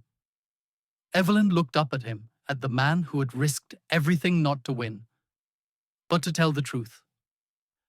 And for the first time, she felt no fear, only pride, only love. Because sometimes redemption doesn't come in private confessions whispered behind closed doors. Sometimes it arrives in daylight, witnessed, imperfect, and entirely real. The storm passed as storms always do, not with sudden silence, but with slow surrender. One day, the headlines faded, the gossip lost its echo, and what remained was life quieter, smaller, beautifully ordinary. Evelyn and Alexander moved into a small house near Green Lake, a place where mornings smelled like pine and rain, and evenings ended with the call of geese over still water. It wasn't a mansion or a symbol of success. It was a refuge, a place that didn't ask for perfection, only peace. They learned to live without the constant hum of the city, without the fear of cameras or judgment. The rhythm of their days changed slower, deliberate. Coffee brewed together at dawn, shared silence over newspapers, long walks that required no words. The world had once known them as a scandal. Now it forgot them, and they were grateful. Evelyn began to write again. Not legal briefs, not statements of defense, but stories, pieces of memory stitched together with truth and tenderness. She filled notebooks with thoughts about forgiveness, loss, and the strange way love can remake a person. In one entry, she wrote, "Forgiveness isn't a single act. It's a daily choice to see light instead of scars, to believe that we're still worthy of joy, even after breaking things we thought were unbreakable." Her journal became a kind of quiet companion, a mirror that reflected not who she had been, but who she was becoming. Sometimes, she'd read a passage aloud to Alexander in the evenings, her voice soft in the firelight. He'd listen in silence, his eyes warm with admiration. "You should publish these," he'd say. "They're not meant for the world." She'd answer, "Just for us, for remembering." And in truth, she wasn't writing for recognition, she was writing to heal. To make peace with the woman who had once hidden in shadows and learned, finally, to stand in the light. Alexander had changed too. After stepping away from the firm, he didn't rush to reclaim his old power. Instead, he began something new, something that felt more like purpose than ambition. He founded the Heart Pierce Foundation, a program that helped women return to their legal careers after divorce or personal loss. He said it was Evelyn's idea, but she knew it was his heart that made it real. At the first orientation, standing before a small group of women, some young, some gray-haired, all a little nervous, He spoke with a calm sincerity that silenced the room. I used to believe success meant control, he said. That to lead, you had to never show weakness. But the truth is, every one of you standing here proves me wrong.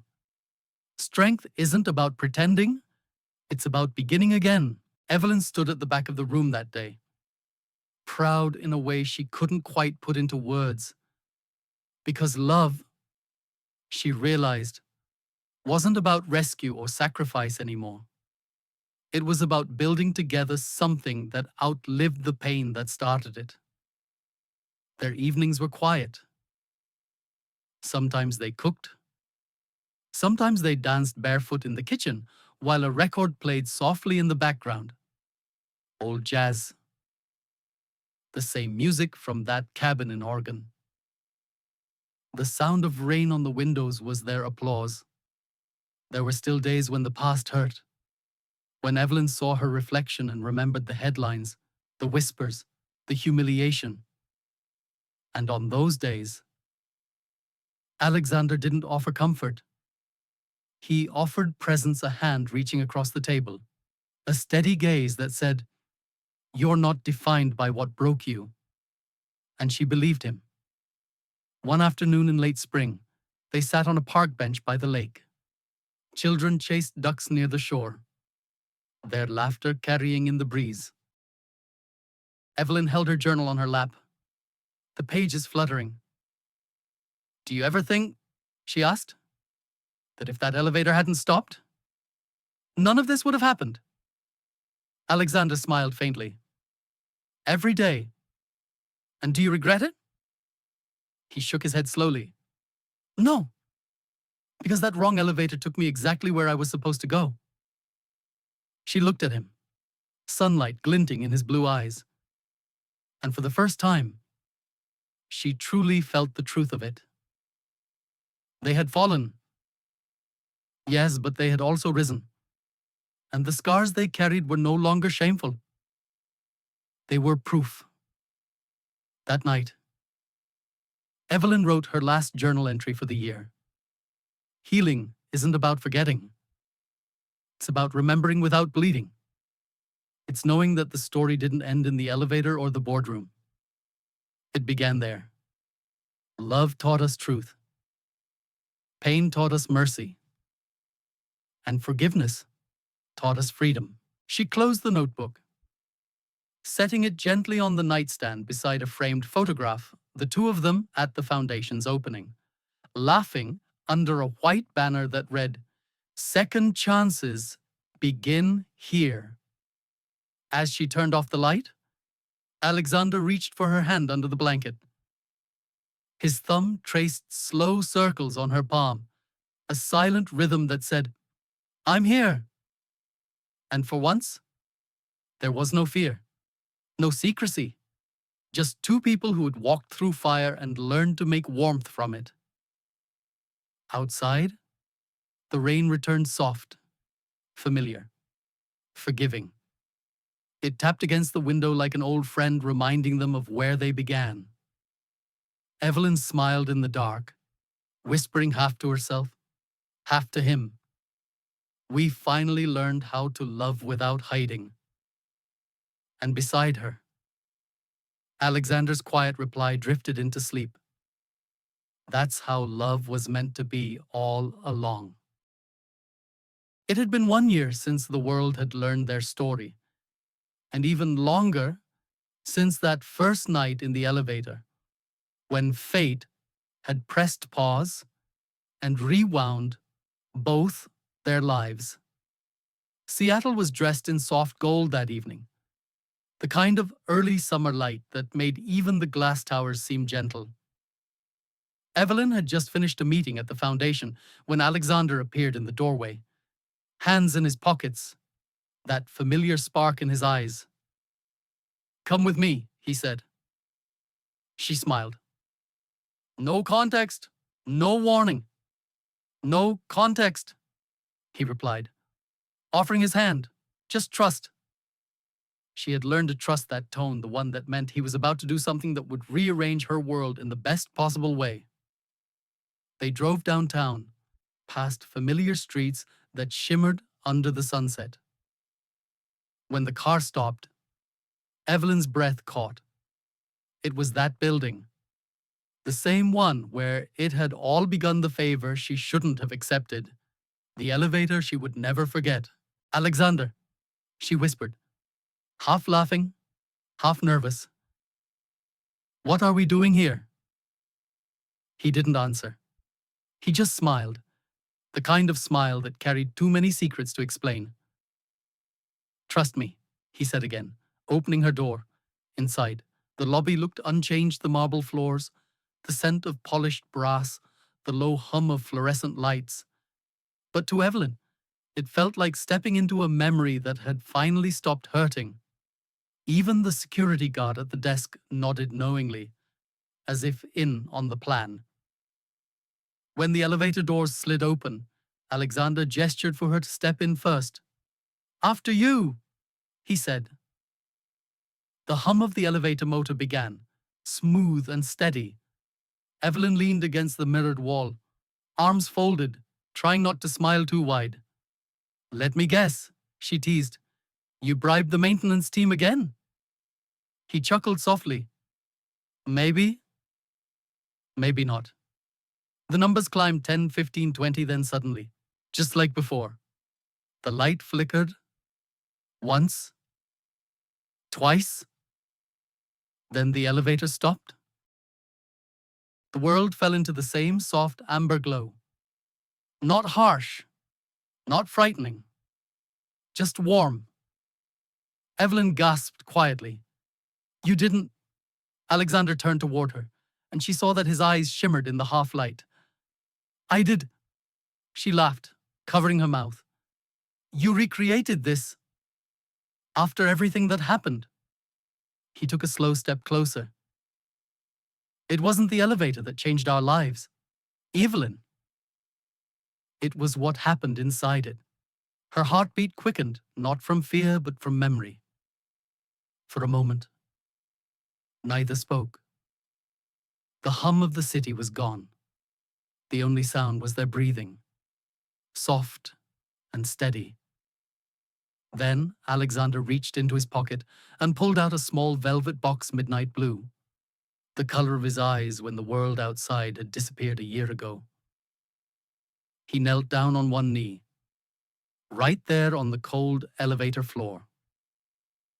In that instant, time folded. The woman she used to be and the man he once was seemed to stand there too, watching from the edges of the light. Evelyn Hart, he began, his voice low but steady. You walked into my darkness, and you turned on the light. Tears welled in her eyes before she could stop them. I thought I had everything figured out. He continued, I built walls made of logic and ambition, and I called it strength. But you showed me that real strength is being seen, being known, loving anyway. The elevator light glinted on the ring inside the box, a single diamond, simple and elegant, surrounded by a faint gold band. Not loud, not extravagant. Just right. You are my home, he said. And if I've learned anything, it's that love isn't about avoiding risk. It's about choosing the right person to risk everything for. He smiled then, that quiet, unguarded smile that still made her knees weak. So, he whispered, will you marry me?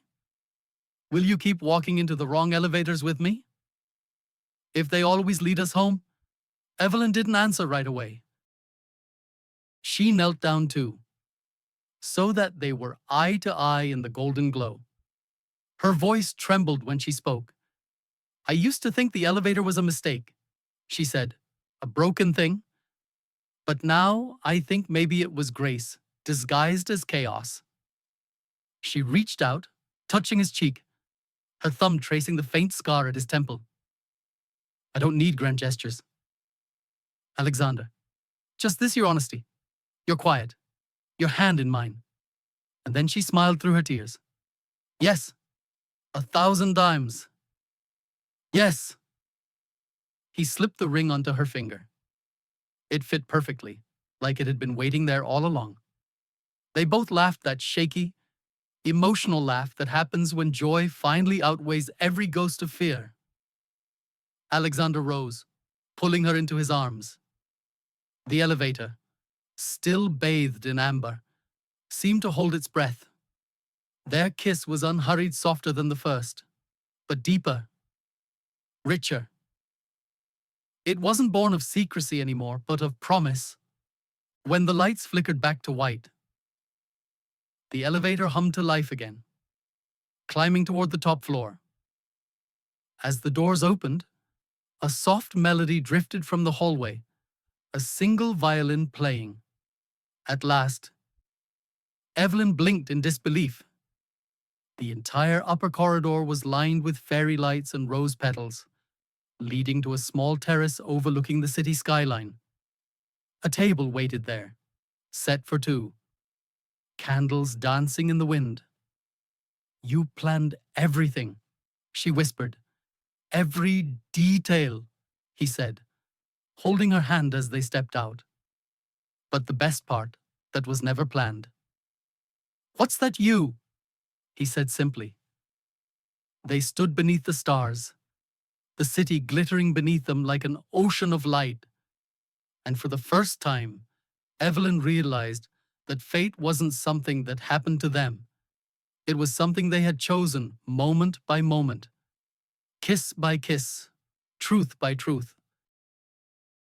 That night, back home, she wrote one more entry in her journal. Sometimes the universe stops the elevator not to trap you, but to let you notice who's standing beside you. And if you're lucky, that's where forever begins. The morning air carried the quiet hum of waves and the soft cry of seagulls. The world seemed gentler that day, as if even the wind along Puget Sound knew it was witnessing something sacred. The ceremony was small, exactly as Evelyn wanted. No cathedral, no fanfare, just a circle of friends, a few folding chairs, and the endless blue of water stretching beyond the horizon. The late afternoon light spilled gold across the sand, flickering through the ribbons that fluttered from white wooden arches. Grace had chosen the flowers, wild daisies and pale roses, their scent drifting faintly through the sea breeze. She had also insisted that everyone wear shades of blue to match the ocean and the groom's stubborn eyes. She'd teased. Evelyn stood a few steps away from the shoreline, her dress catching the wind like something alive. It was simple silk and lace. No heavy train, no glittering veil. Just a woman. Ready. When the music began, a quiet, instrumental version of What a Wonderful World, she walked down the small aisle, barefoot on the soft sand. The path was lined with shells that glistened like tiny pearls in the light, and there, waiting beneath the arch, was Alexander. He wore a navy suit, his tie slightly undone, as if he couldn't quite remember how to be formal today. But his expression open, unguarded, and full of wonder made Evelyn's heart stumble. For a moment, she forgot the guests, the world, even the vows. She saw only him, the man who had once been a stranger in an elevator, and now stood as her future. When she reached him, he whispered softly, "You're the most beautiful thing this ocean has ever seen." She smiled through her tears. "You're biased." "Utterly," he replied. The small crowd chuckled, the tension melting into warmth. The officiant, a retired judge and old friend of Alexander's late father, began with a simple welcome. "Today," he said, "we are not celebrating perfection. We are celebrating persistence, the courage to love again, even when the world told them not to, the grace to forgive, and the wisdom to begin anew." A quiet breeze passed through the crowd, as if nature itself nodded in agreement. When it was Grace's turn to speak, she stood with a sheet of paper trembling slightly in her hand. She looked at Evelyn, her best friend since college, the woman who had once cried on her couch. Lost after a divorce, uncertain of her worth, and then at Alexander, whose eyes never left Evelyn's face. Grace smiled through her own emotion. I thought about quoting poetry, she began. But honestly, you two already lived one. Laughter rippled softly among the guests. So instead, she continued, her voice catching, I'll just say this. May your wrong elevator always lead you to the right floor, and may every closed door in your life open to something better than you imagined. The crowd murmured, Amen, under their breaths. Not as a prayer, but as a truth they all felt in their bones. Evelyn reached for Grace's hand as she returned to her seat. Their fingers squeezed briefly, a wordless thank you between the women who had walked each other through storms. When it was time for the vows, Alexander went first. He took a deep breath, then looked out at the sound for a moment before turning back to her. The sea reminds me of you, he said. Calm one moment, fierce the next, impossible to contain. When I lost my way, you didn't rescue me. You reminded me how to find myself. You are my compass, Evelyn, and my home. Evelyn tried to hold back her tears, but one escaped anyway, gliding down her cheek like a pearl. She took his hands and spoke her truth. I spent so many years trying to be invisible, trying to prove I could survive without needing anyone. But you taught me that strength isn't about standing alone. It's about letting someone see you, flaws and all, and still choosing to stay. Her voice trembled. So I choose you, Alexander Pierce. In the light, in the rain, in every broken elevator that might still stop between us and forever. There was laughter again, and someone in the back clapped before quickly stopping, embarrassed. But no one minded. The laughter only made the vows feel more human, more real. When the officiant finally said, You may kiss the bride, the world seemed to pause. The waves lapped softly against the shore. The gulls circled above in slow, lazy spirals. And as Alexander pulled Evelyn close, the crowd faded into silence. Their kiss wasn't dramatic. It was tender, steady. The quiet sealing of a long, hard-earned promise. A promise that had survived scandal, distance, and self-doubt. A promise that felt less like an ending and more like a long exhale, a return home. Afterward, the reception took place on the deck of a small seaside cafe that overlooked the sound. Fairy lights hung above them, swaying with the wind. Music played soft jazz, of course, and the laughter of friends mingled with the rhythm of the waves. Grace clinked her glass.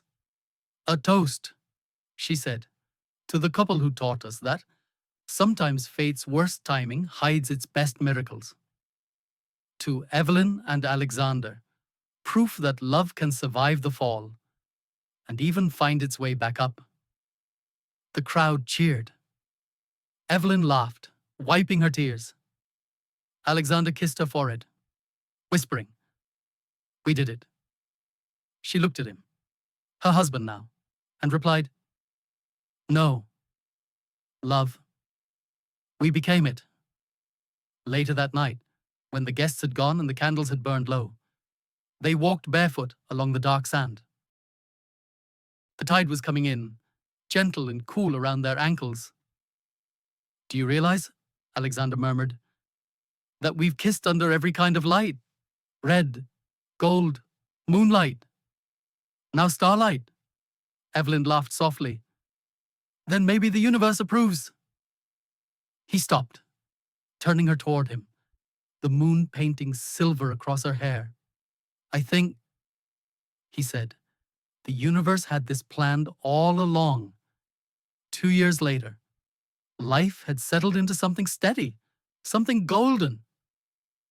The skyline of Seattle shimmered outside the tall windows of Hart and Pierce Consulting, the firm Evelyn and Alexander had built from scratch.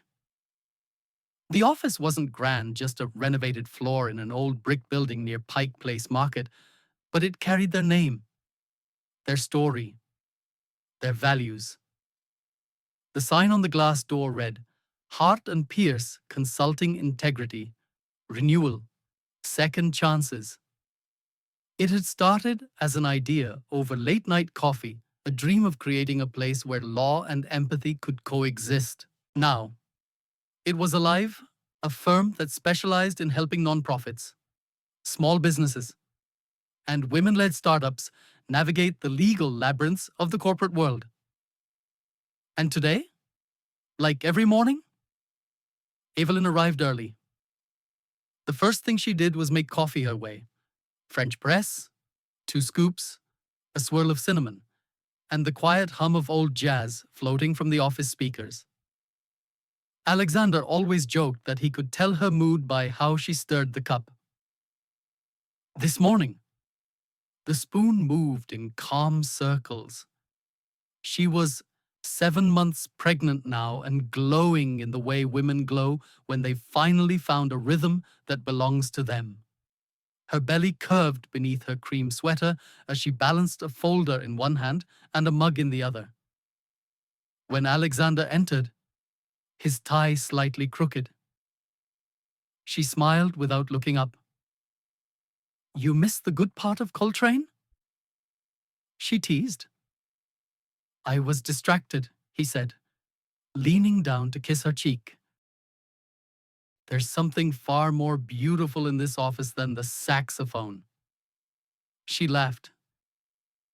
You're going to spoil me before the baby even arrives. Too late, he murmured, stealing another kiss before grabbing his own coffee. The office came alive slowly, the sound of heels on tile, printers humming, voices greeting one another. Among the staff was Maggie, now the firm's community grant coordinator. Her transformation had been one of the most surprising and inspiring parts of their shared journey. The bitterness that once shadowed her had been replaced by purpose. Morning, boss, Maggie said, stepping into Evelyn's office with a stack of folders.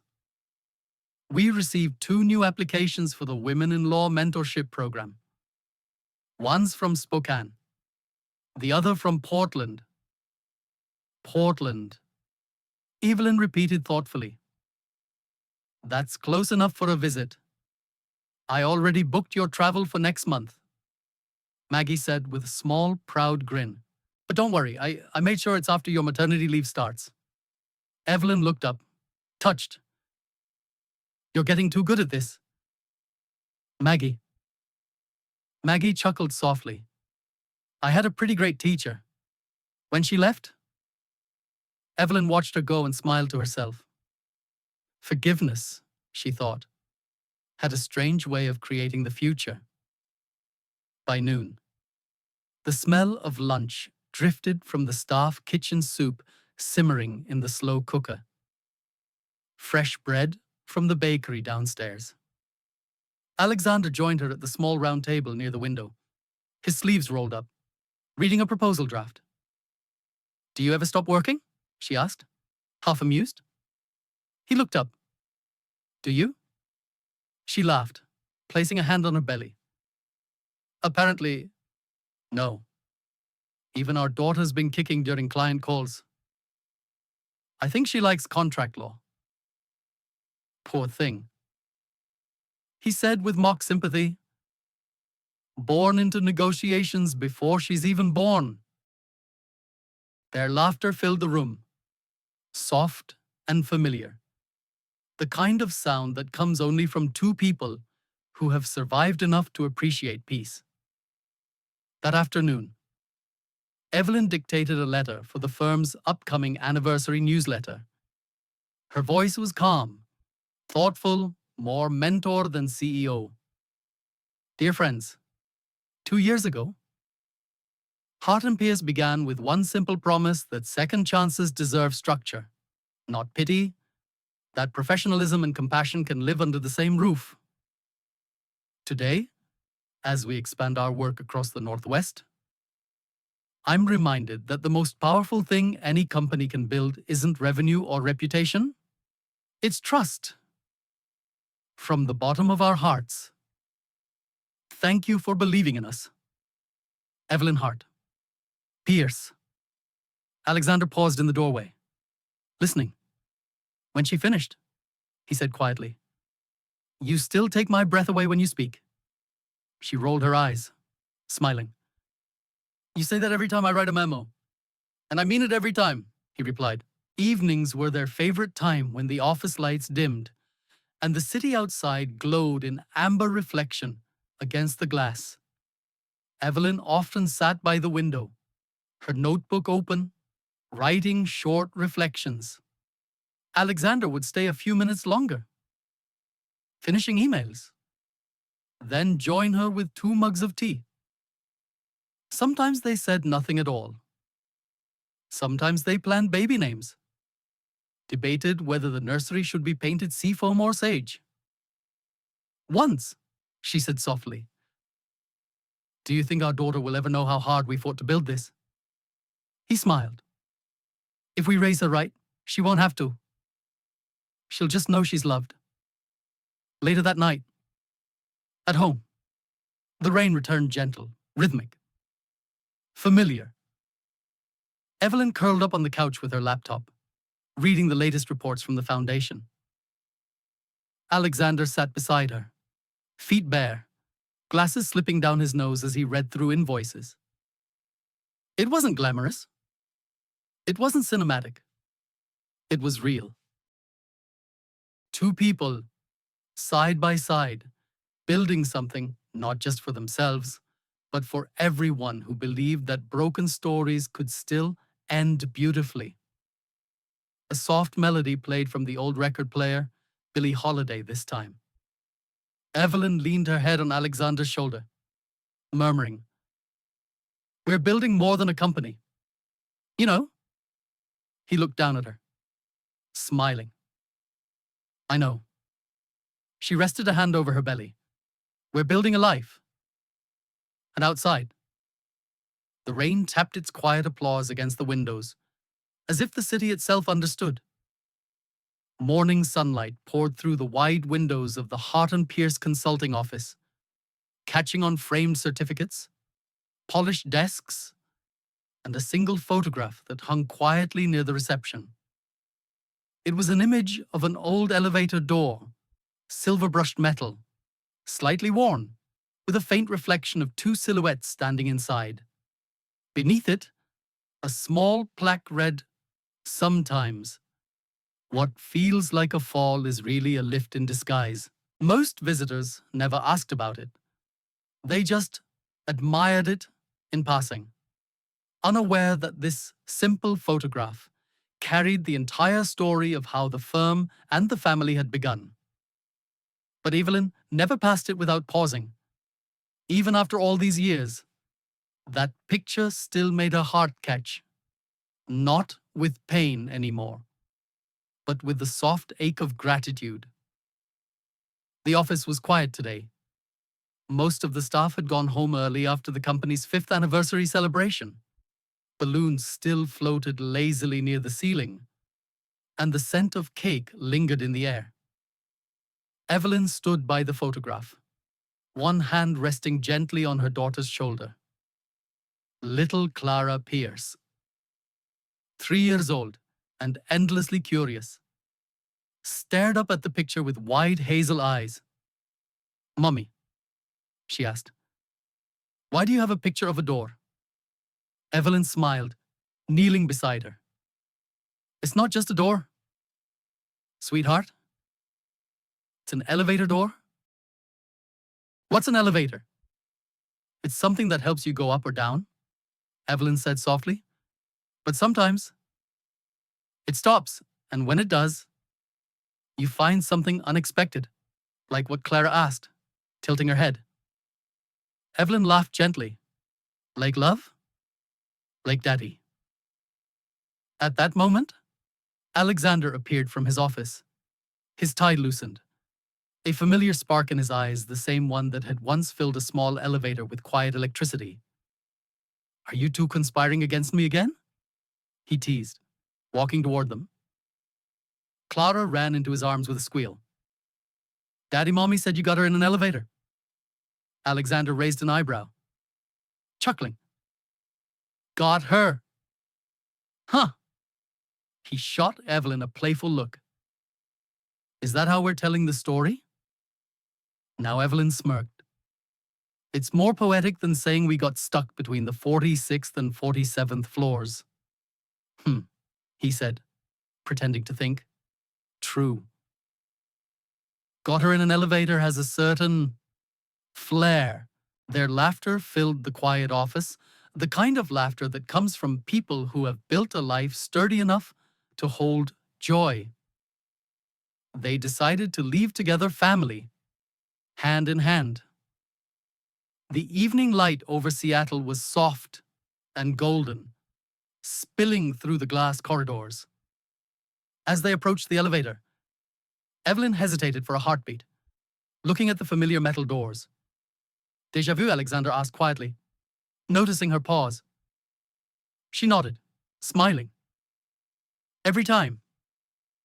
When the doors slid open, the three of them stepped inside. Clara clutched her father's hand with one and her mother's with the other. The doors closed, and the elevator began its gentle ascent. For a moment, everything felt suspended, like time itself was holding its breath. Evelyn watched their reflections in the mirrored wall. A man, a woman, and a child, 3 lives intertwined by something that had once felt like pure coincidence. The hum of the machinery was soft, almost musical. And suddenly, memories rose like gentle waves, the scent of rain that night, the flicker of red emergency light, the first kiss that had rewritten her destiny. She remembered the fear, the chaos, the judgment, and how it had all led to this peace, this stillness, this family. Alexander looked at her, seeing the faraway look in her eyes. Penny for your thoughts, he asked. She smiled faintly, just thinking about how strange life is. He leaned closer. Strange good or strange bad? Strange miraculous. She whispered. He kissed her forehead. I'll take that. The elevator slowed near the top floor. Clara pressed her nose against the reflective wall, giggling at her own distorted image. Evelyn crouched beside her, resting one hand on her daughter's tiny shoulder. You know, she said softly, this is where it all began. A long time ago, Mommy and Daddy met in an elevator just like this one. Clara turned, eyes wide. Really? Were you scared? Evelyn laughed. A little, but I wasn't scared for long, Alexander added. Because even in the dark, she knew how to find the light. Evelyn met his gaze, smiling. And you finally learned how to follow it. The elevator chimed softly ding as it reached the top floor. The doors opened to reveal the warm light of sunset washing across the lobby. They didn't step out right away. For just a moment, they stayed inside, standing together, the three of them framed in the soft glow, their reflections merging into one. And as the doors began to close again, the mirrored surface caught a brief image. Evelyn's smile, Alexander's steady hand, Clara's laughter. 3 reflections past, present, future folding neatly into each other as the elevator sealed them inside once more. Back in her office later that night, Evelyn wrote the final lines of a letter she'd been working on, the opening message for the firm's upcoming newsletter. Some encounters are accidents. Others are destinations disguised as mistakes. And sometimes, what feels like falling is really the start of learning how to rise. She signed it simply, Evelyn Hart Pierce, co-founder. Hart and Pierce, Consulting. Then she looked once more at the framed photo of the elevator. It no longer reminded her of chaos, or chance, or even fate. It reminded her of choice. Of every moment she and Alexander had decided to keep walking toward each other, even when it was hard, even when the lights went out. As she turned off the lamp, her reflection overlapped with the photo for a fleeting instant. It looked as if she were standing inside that elevator again, ready to begin. And in the quiet hum of the office, as the city lights flickered below, the story of Evelyn and Alexander came full circle, not with a grand ending, but with a soft continuation. Because love, after all, isn't about where the elevator stops. It's about who's standing beside you when it does. Sometimes, life doesn't fall apart. It falls into place in ways we don't understand at first. Evelyn and Alexander's story reminds us that even the moments that seem like accidents or mistakes can carry quiet purpose. The elevator that once trapped them wasn't a symbol of fear. It became the doorway to rediscovery, forgiveness, and the courage to love again. For those of us who have lived long enough to know that life rarely follows the map we drew, this story is a gentle whisper. It's never too late to begin again. We all carry regrets, missed chances, and what-ifs. But the heart is astonishingly resilient. It keeps learning, healing, opening, no matter how many times it's been closed. So when something goes wrong, a delay, a detour, a broken elevator, maybe it's not punishment. Maybe it's life inviting us to pause, to look around, and to meet the person or purpose we were meant to find all along. Because sometimes, the wrong door doesn't end your journey. It simply takes you where you truly belong. Thank you so much for listening to this story, for every minute you've shared with Evelyn and Alexander, and for letting shining stories be part of your evening. If their journey reminded you that love, forgiveness, and second chances can find us at any age, please take a moment to like this video, share it with someone who believes in destiny, and subscribe to our channel. Your support helps us keep creating stories that warm the heart, stir old memories, and remind us all that it's never too late for something beautiful to begin. Stay tuned for more heartfelt tales from Shining Stories, where every ending is just another beginning.